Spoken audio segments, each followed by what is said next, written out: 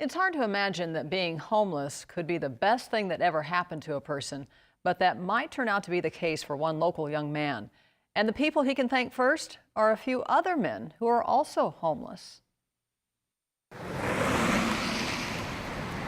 They are the faces we have come to connect with homelessness. How long have you been homeless?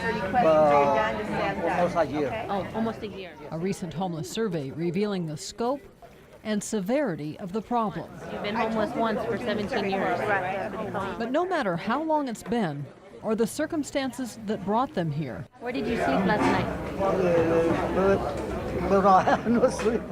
most hope that someday, somehow, something will change. One place they go to make that happen is to the computer lab at the VIA library. Here they can search for a job, maybe even pursue their education. And sometimes regular visitors get to know each other and each other's situation.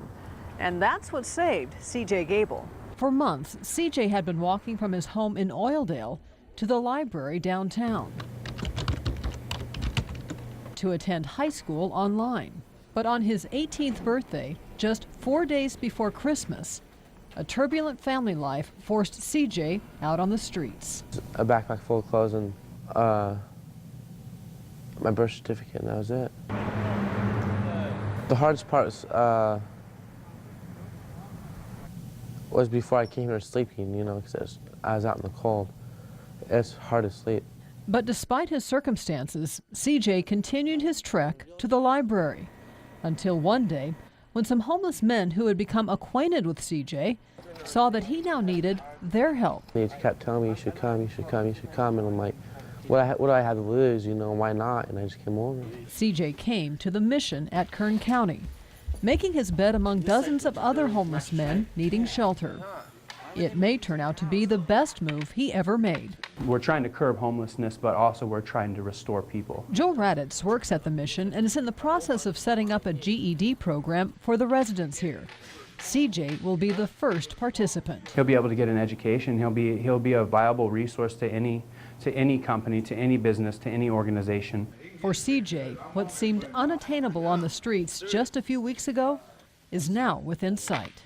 Well, get a better job, then get a place of my own. And then as soon as I get enough money, I want to go to college. I really hope CJ's story will touch some people and let some other people see how grateful they need to be for what they have available to them, because CJ hasn't been dealt those cards. And his attitude and his humility and his willingness to not let those circumstances beat him down, you know. I think other people have given up for less. I believe God just made things fall into place for me, you know, and eventually led me up to here. It's just how it worked out for me. Now, since the mission's GED program is just getting off the ground, they can use any and all donations they can get. If you're interested in helping out, either call them at 325-0863 or go to their website, which is thebrm.org. Wow, nice young man. Looks like he's going to be okay. He's on track. Stays on path. Good Yeah. attitude.